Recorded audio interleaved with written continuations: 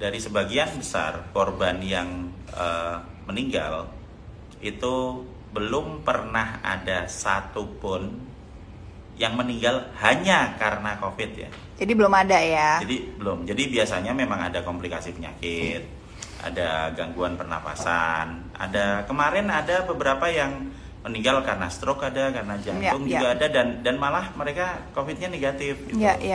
Jadi kita sebaiknya tidak menghubungkan antara COVID-19 ini dengan kematian.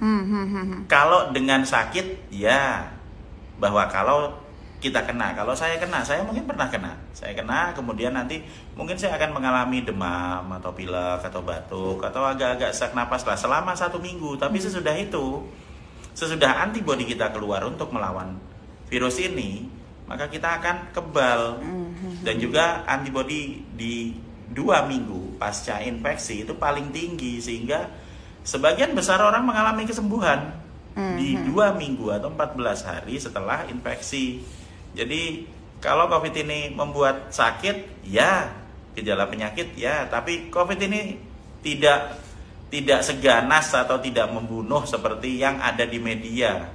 Hidup kita tuh indah, banyak yang bisa kita lakukan selama kita masih bisa hidup itu banyak, dan hidup kita bukan angka loh ya. Hidup kita tidak ditentukan dengan statistik. Ya.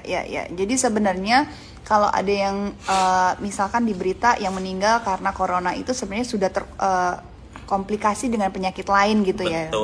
Jadi bukan meninggal karena satu virus corona ini sendiri gitu. Bukan.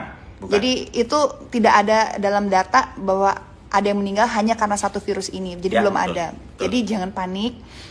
Jangan lantas bingung dan takut dan bahkan jadi curiga dengan setiap orang. Ini banyak kan batuk dikit langsung corona gitu, bersin dikit corona gitu. Jadi sebenarnya ini bisa dibilang tidak menjadi bahaya kalau kita dalam kondisi yang sehat, tapi perlu diwaspadai untuk orang yang sudah umur mungkin gitu, atau mungkin yang punya riwayat penyakit gitu.